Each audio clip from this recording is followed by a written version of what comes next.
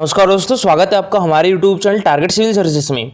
दोस्तों आज है 11 अप्रैल और मध्य प्रदेश के डेली करंट अफेयर में आज हम पढ़ेंगे 11 अप्रैल के करंट अफेयर। तो लेक्चर ध्यान से देखिएगा और देखिए दोस्तों, जिसको भी मध्य प्रदेश करंट अफेयर में जनवरी 2021 से लेकर दिसंबर 2021 तक मध्य प्रदेश करंट अफेयर के PDF चाहिए तो वो हमारे व्हाट्सअप नंबर 9111920612 पर मैसेज कर इसको मात्र 99 रुपीज़ में परचेज कर सकता है दोस्तों। और देखिए दोस्तों, इसमें आपको 3500 क्वेश्चंस देखने के लिए मिलेंगे और सारे क्वेश्चंस जो रहेंगे वो MCQ फॉर्म में रहेंगे, ठीक है। और सारे क्वेश्चंस का डिस्क्रिप्टिव भी रहेगा। और देखिए दोस्तों, जिसको मध्य प्रदेश करंट अफेयर में जनवरी 2022, फरवरी 2022 और मार्च 2022 की PDF परचेज करना है तो वो भी कर सकते हो। इसकी कीमत दोस्तों पर मंथ के हिसाब से 20 रुपीज़ रखी गई है। दिवस की बात करें दोस्तों हम तो 1 अप्रैल को ओडिशा दिवस मनाया जाता है, 2 अप्रैल को ऑटिज्म जागरूकता दिवस मनाया जाता है, 4 अप्रैल को अंतर्राष्ट्रीय खदान जागरूकता दिवस मनाया जाता है, 5 अप्रैल को राष्ट्रीय समुद्री दिवस मनाया जाता है, 6 अप्रैल को विकास के लिए खेल का अंतर्राष्ट्रीय दिवस, 7 अप्रैल को विश्व स्वास्थ्य दिवस, 10 अप्रैल को विश्व होम्योपैथी दिवस और 11 अप्रैल को राष्ट्रीय सुरक्षित मातृत्व दिवस मनाया जाता है। तो दोस्तों आज है 12 अप्रैल और 12 अप्रैल को मनाया जाता है विश्व मानव अंतरिक्ष यात्री दिवस, ठीक है। तो 12 अप्रैल को क्या मनाया जाता है? विश्व मानव अंतरिक्ष यात्री दिवस। तो देखिए दोस्तों, 12 अप्रैल 1961 को पूर्व सोवियत संघ के नागरिक यूरी गैगरिन ने अंतरिक्ष के लिए पहली उड़ान भरी थी और अंतरिक्ष पर पहुंचने वाले वह पहले व्यक्ति भी बन गए थे। और इसी दिन की याद में प्रत्येक वर्ष विश्व भर में विश्व मानव अंतरिक्ष दिवस के रूप में मनाया जाता है। और दोस्तों यहाँ पर हम अंतरिक्ष से रिलेटेड कुछ महत्वपूर्ण फैक्ट देखें तो अंतरिक्ष विभाग की स्थापना कब हुई थी हमारे देश में? ये 1972 में की गई थी। PSLV का पूरा नाम क्या है? तो इसका पूरा नाम है पोलर सैटेलाइट लॉन्च व्हीकल, ठीक है। और थुम्बा कहाँ पर है? ये केरल में है। तो थुम्बा में प्रथम रॉकेट प्रक्षेपण केंद्र की स्थापना कब हुई थी दोस्तों? ये 1963 में हुई थी। और इसरो की स्थापना कब हुई थी दोस्तों? तो इसरो की स्थापना 1969 में की गई थी। इसरो का मुख्यालय कहाँ पर है? बेंगलोर में है। और इसरो के अभी चीफ कौन है दोस्तों? तो ये सोमनाथ है, इनका नाम याद रखिएगा, ये अभी नए बनाए गए हैं। इसके पहले कौन थे दोस्तों? के सिवान थे। विदेशी भूमि से छोड़ा गया भारत का पहला वैज्ञानिक उपग्रह कौन सा है दोस्तों? ये आर्यभट्ट है। और ये कब छोड़ा गया था दोस्तों? 19 अप्रैल 1975 को। भारत का पहला भूमिगत परमाणु विस्फोट कब हुआ था दोस्तों? ये पोखरण राजस्थान में किया गया था। कब किया गया था? ये 18 मई 1974 को किया गया था। दोस्तों अंतरिक्ष में जाने वाली प्रथम महिला का नाम क्या है दोस्तों? तो ये है वैलेंटीना तेरेस्कोवा, ठीक है। और ये भी कहाँ की थी दोस्तों? तो ये USSR यानी सोवियत संघ की थी। और ये कब गई थी? ये 1963 में गई थी। चंद्रमा पर चरण रखने वाला प्रथम व्यक्ति कौन था दोस्तों? तो ये नील आर्मस्ट्रांग थे। और ये कब गए थे दोस्तों? 21 जुलाई 1969 को गए थे। और ये कहाँ से है? ये अमेरिका से है, ठीक है। तो अंतरिक्ष में जाने वाले प्रथम व्यक्ति दोस्तों यूरी गागरिन कहाँ से है? सोवियत संघ से है। और चंद्रमा पर जाने वाले पहले व्यक्ति नील आर्मस्ट्रांग कहाँ से है दोस्तों? तो ये अमेरिका से है। अंतरिक्ष में जाने वाला प्रथम भारतीय कौन था दोस्तों? तो ये लीडर राकेश शर्मा था। अंतरिक्ष में प्रवेश करने वाली प्रथम भारतीय महिला का नाम क्या है दोस्तों? कल्पना चावला। अंतरिक्ष में प्रवेश करने वाली दूसरी भारतीय महिला कौन थी दोस्तों? सुनीता विलियम्स थी। और ये कब गई थी? 2007 में गई थी। भारत का प्रथम कृत्रिम उपग्रह का नाम क्या है दोस्तों? रोहिणी है। और थुम्बा में स्पेस साइंस एंड टेक्नोलॉजी केंद्र की स्थापना कब हुई थी? 1965 में की गई थी। आर की फुल फॉर्म क्या होती है? भाभा एटॉमिक रिसर्च सेंटर यानी भाभा परमाणु अनुसंधान केंद्र। ये कहाँ पर है दोस्तों? ट्रॉम्बे में है। इसकी स्थापना 1955 में की गई थी। ये भी क्वेश्चन बहुत बार पूछा गया है दोस्तों अंतरिक्ष में सबसे ज्यादा दिन रहने का श्रेय किसे जाता है? तो ये भी सुनीता विलियम्स को जाता है। ये कितने दिन रही थी दोस्तों? 195 डेज। अंतरिक्ष में प्रक्षेपित प्रथम कृत्रिम उपग्रह कौन सा है दोस्तों? स्पुतनिक है, ठीक है।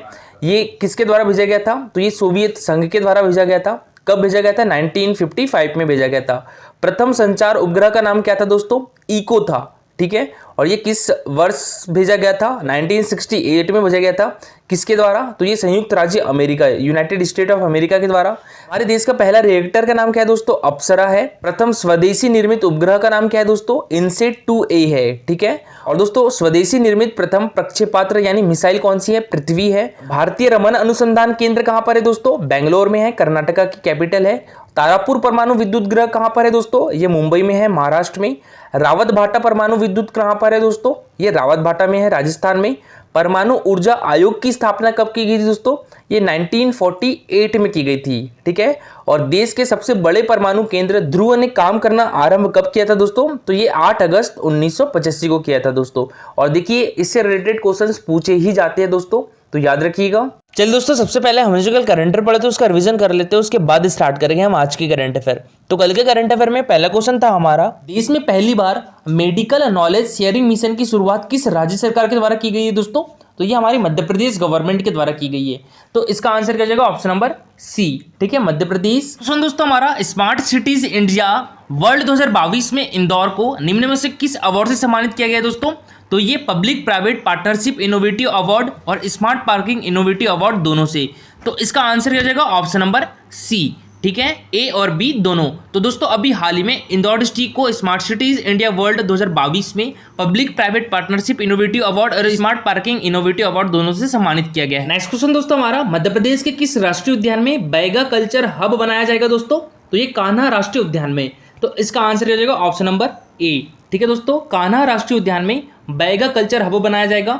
और दोस्तों बात करें हम यहाँ पर कान्हा राष्ट्रीय उद्यान की, तो इसकी स्थापना कब हुई थी? ये 1955 में हुई थी।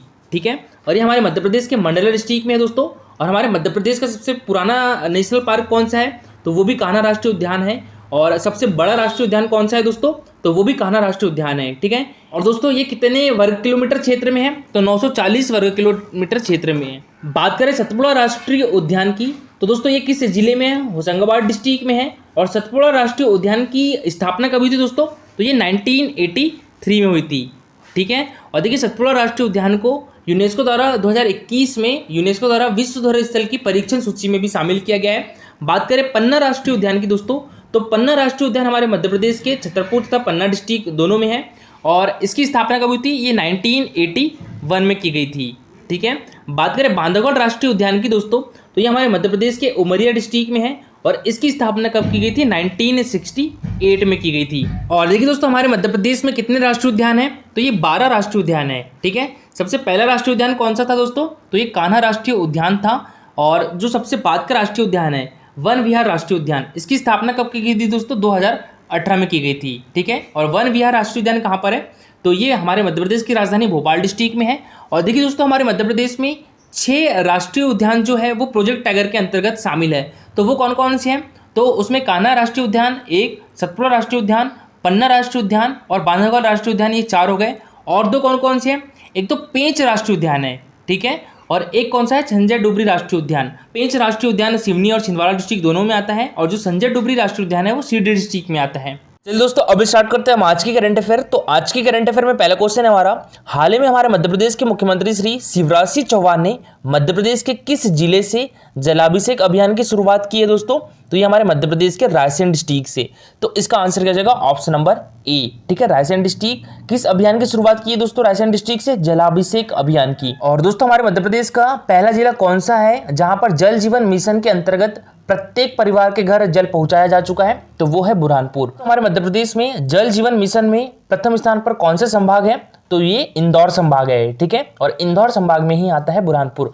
और दोस्तों बात करें यहाँ पर रायसेन डिस्ट्रिक्ट की, तो देखिए रायसेन डिस्ट्रिक्ट में दोस्तों 2 स्थल है जो कि यूनेस्को द्वारा विश्व धरोहर स्थल की सूची में शामिल है। वो 2 स्थल कौन कौन से दोस्तों?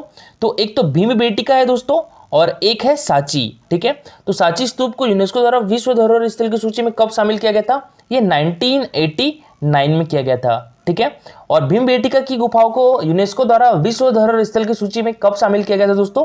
तो ये 2003 में किया गया था। ठीक है, और दोस्तों हमारे मध्य प्रदेश का पहला यूनेस्को द्वारा विश्व धरोहर स्थल की सूची में शामिल स्थान कौन सा है? तो वो है खजुराहो के मंदिर।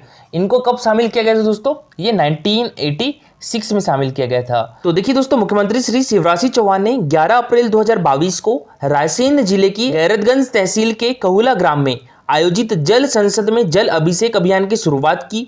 उन्होंने प्रदेश के 52 जिलों के 5000 अमृत सरोवर का वर्चुअल शुभारंभ और पुष्कर धरोहर समृद्धि अभियान में 10,000 कार्यों का शुभारंभ किया। मुख्यमंत्री श्री शिवराज सिंह चौहान ने मुख्यमंत्री जल शक्ति अभियान की आयोजना का विमोचन भी किया और उन्होंने जल संचय के लिए अपने खेतों में तालाब बनवाने वाले 551 जल योद्धाओं में से 3 जल योद्धाओं को सम्मानित किया। मुख्यमंत्री श्री शिवराज सिंह चौहान जी के द्वारा कहा गया है कि प्रधानमंत्री श्री नरेंद्र मोदी के संकल्प अनुसार इस वर्ष हमारे मध्य प्रदेश में 5000 से अधिक अमृत सरोवर बनाए जाएंगे। इनका कार्य इस जून माह अथवा अगले वर्ष मार्च माह तक पूरा हो जाएगा और प्रदेश में 10,000 पुराने तालाबों को बचाने के लिए 350 करोड़ रुपए की योजना बनाई गई है और जल संरक्षण के लिए बड़ी संख्या में छोटी छोटी जल संरचनाओं के संरक्षण का कार्य भी किया जाएगा। क्वेश्चन दोस्तों हमारा, हाल ही में चिकित्सा शिक्षा मंत्री श्री विश्वास कैलाश सारंग जी ने नॉलेज एक्सचेंज प्रोग्राम का शुभारंभ किस मेडिकल कॉलेज से किया है दोस्तों? तो ये किया है गांधी मेडिकल कॉलेज भोपाल से। तो इसका आंसर किया जाएगा दोस्तों ऑप्शन नंबर सी, ठीक है, गांधी मेडिकल कॉलेज भोपाल। दोस्तों यहाँ बात करें हम गांधी मेडिकल कॉलेज भोपाल की, तो इसकी स्थापना कब हुई थी? तो ये हुई थी 1956 में, ठीक है, और ये भोपाल डिस्ट्रिक्ट में है। अभी डीन कौन है दोस्तों? तो यह डॉक्टर प्रोफेसर जतीन शुक्ला है। बात करें हम यहाँ पर एमजीएम मेडिकल कॉलेज इंदौर की दोस्तों, तो इसकी स्थापना कब की गई थी? तो एमजीएम मेडिकल कॉलेज की स्थापना की गई थी 1948 में। और ये किस डिस्ट्रिक्ट में दोस्तों? तो ये इंदौर डिस्ट्रिक्ट में है। और बात करें गजराजा मेडिकल कॉलेज की, तो ये ग्वालियर डिस्ट्रिक्ट में स्थित है दोस्तों, और ये हमारे मध्य प्रदेश का पहला मेडिकल कॉलेज था। कौन सा? गजराजा मेडिकल कॉलेज। और दोस्तों इसकी स्थापना कब की गई थी? तो ये 1946 में की गई थी, ठीक है। बात करें दोस्तों यहाँ पर बुंदेलखंड मेडिकल कॉलेज की, तो ये किस डिस्ट्रिक्ट में है? सागर डिस्ट्रिक्ट में है, और इसकी स्थापना कब की गई थी? 2007 में की गई थी, ठीक है। यहाँ की अभी डीन कौन है दोस्तों? Doctor professor RS. वर्मा है। तो देखिए दोस्तों, चिकित्सा शिक्षा मंत्री श्री विश्वास कैलाश सारंग ने गांधी मेडिकल कॉलेज के ऑडिटोरियम से मेडिकल नॉलेज एक्सचेंज प्रोग्राम की शुरुआत की है। और देखिए दोस्तों, हमारा जो मध्य प्रदेश है वो मेडिकल की जो पढ़ाई है वो हिंदी में करवाने वाला देश का पहला राज्य भी बन गया है। इसकी शुरुआत किस कॉलेज से की गई है दोस्तों? तो ये भी गांधी मेडिकल कॉलेज से ही की गई है, ठीक है, तो याद रखिएगा। सारंग जी ने ब्रोशर का विमोचन भी किया और मंत्री श्री सारंग ने घोषणा की है कि जीएमसी यानी गांधी मेडिकल कॉलेज का ऑडिटोरियम वातानुकूल बनेगा और सभी मेडिकल कॉलेज में विद्यार्थियों की सुविधा के लिए रिक्रिएशन सेंटर स्थापित किए जाएंगे। कहा है कि हमीदिया के इमरजेंसी विभाग को नंबर 1 बनाया जाएगा। और आयुक्त चिकित्सा शिक्षा श्री निशांत वरवड़े ने कहा है कि नॉलेज रिसर्च नवाचार से बेहतर स्वास्थ्य सेवाएं देने का प्रयास किया जा रहा है। मंत्री श्री विश्वास कैलाश सारंग के मार्गदर्शन में 13 बिंदुओं पर आधारित नॉलेज शेयरिंग मिशन सेल की स्थापना की गई है। नेक्स्ट क्वेश्चन दोस्तों हमारा, राज्यपाल श्री मंगूभाई पटेल ने संरक्षण क्षमता महोत्सव सक्षम 2022 का शुभारंभ कहां पर किया दोस्तों? तो ये हमारे मध्य प्रदेश की राजधानी भोपाल में किया है। तो इसका आंसर हो जाएगा option number B. Madhya Pradesh के जो राज्यपाल है श्री मंगूभाई पटेल जी, तो इन्होंने संरक्षण क्षमता महोत्सव सक्षम 2022 का शुभारंभ किया है हमारे मध्य प्रदेश की राजधानी भोपाल से। तो देखिए दोस्तों, हाल ही में मध्य प्रदेश के राज्यपाल श्री मंगूभाई पटेल ने संरक्षण क्षमता महोत्सव सक्षम 2022 का शुभारंभ भोपाल से किया है और वर्ष 2030 तक देश की गैर जीवाश्म ऊर्जा क्षमता को 150 गीगावाट से बढ़ाकर 500 गीगावाट तक पहुंचाने, नवकरणीकरण ऊर्जा से 50% ऊर्जा मांग की पूर्ति कर कुल प्रोजेक्टेड कार्बन एमिशन में 1 बिलियन टन की कमी करते हुए अर्थव्यवस्था की कार्बन इंटेंसिटी को 45% से भी कम कर वर्ष 2070 तक नेट जीरो के लक्ष्य को हासिल करने के लिए जन जागृति के कार्य उपभोक्ताओं के समूह के साथ जुड़कर कड़ी मेहनत के साथ किए जाने चाहिए। और Indian oil corporation limited Madhya Pradesh के एग्जीक्यूटिव डायरेक्टर श्री दीपक कुमार बासु ने बताया है कि संरक्षण क्षमता महोत्सव कृषि, औद्योगिक क्षेत्र, स्कूलों, घरों और परिवहन आदि विभिन्न क्षेत्रों में आयोजित किया जा रहा है। नेक्स्ट क्वेश्चन दोस्तों हमारा, केंद्रीय आवास और शहरी मामलों के मंत्रालय ने ईट स्मार्ट सिटीज चैलेंज के विजेताओं में मध्य प्रदेश के कितने शहर है दोस्तों? तो ये 4 शहर है। तो इसका आंसर कर जाएगा ऑप्शन नंबर डी, ठीक है, 4 शहर। और वो कौन कौन से शहर है दोस्तों? इंदौर, जबलपुर, सागर और उज्जैन, ठीक है। तो इंदौर हमारे मध्य प्रदेश की आर्थिक एवं औद्योगिक राजधानी है दोस्तों, जबलपुर हमारे मध्य प्रदेश की संस्कार राजधानी है दोस्तों, और उज्जैन हमारे मध्य प्रदेश की सांस्कृतिक राजधानी है, और एक सागर। तो इस ईट स्मार्ट सिटीज चैलेंज में 11 शहर विजेताओं की सूची में शामिल है, जिसमें से हमारे मध्य प्रदेश के कितने हैं? 4 है, ठीक है। तो देखिए दोस्तों, केंद्रीय आवास और शहरी मामलों के मंत्रालय ने ईट स्मार्ट सिटीज चैलेंज के विजेताओं की घोषणा कर दी है।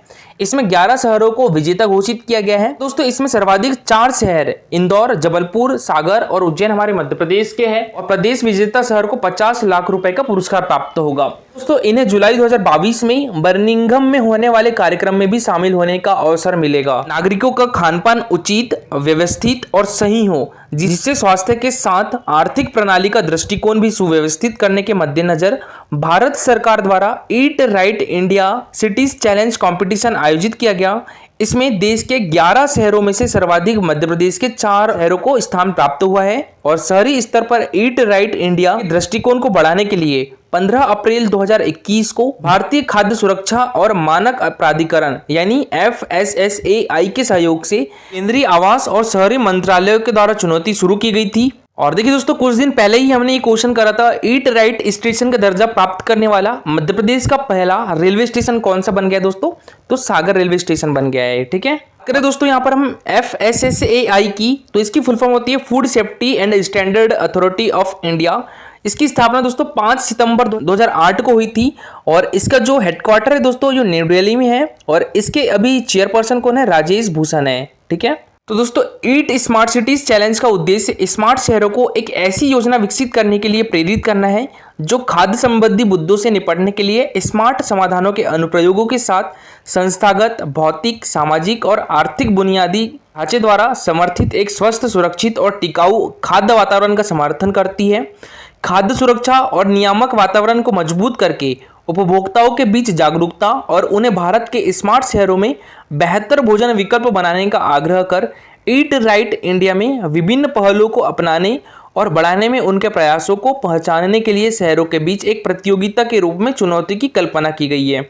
और दोस्तों कल का हमारा क्वेश्चन था, मध्य प्रदेश राज्य सचिवालय किस भवन में स्थित है दोस्तों? तो ये वल्लभ भवन में स्थित है। तो इसका आंसर क्या हो जाएगा? Option number C. और वल्लभ भवन कहाँ पर है दोस्तों? तो ये हमारे मध्य प्रदेश की राजधानी भोपाल में स्थित है। और दोस्तों आज के लिए आपका मध्य प्रदेश करंट अफेयर से रिलेटेड क्वेश्चन है, मध्य प्रदेश भेड़िया यानी वुल्फ स्टेट भी बन गया है। तो यहाँ कुल कितने वुल्फ पाए गए हैं आपको बताना है, 772, 732, 494 या 396। तो इसका आंसर पूरा डिटेल में दीजिएगा। देखिए दोस्तों, ये है हमारा Telegram channel Target Civil Services. तो इस पर डेली 20 क्वेश्चन का क्विज होता है और दोस्तों इसमें आपको एमपी जीके से रिलेटेड क्वेश्चंस मिलेंगे और जो हमारा कंटिन्यू करंट अफेयर चल रहा है तो उससे रिलेटेड भी क्वेश्चंस देखने के लिए मिलेंगे। इसमें जो दोस्तों कल हमारा 154वां क्विज हुआ था, ठीक है, इसमें जो फर्स्ट रैंक आई है वो रोशन सूर्यवंशी की आई है, महिमा ठाकरे की आई है और जो थर्ड रैंक है वो प्रीति मंडोत की आई है। दोस्तों आप भी इस क्विज में पार्टिसिपेट कर सकते हो। टेलीग्राम चैनल की लिंक आपको हमारे वीडियो के डिस्क्रिप्शन बॉक्स में मिल जाएगी। दोस्तों आज के लिए इतना ही। Thank you for watching this video.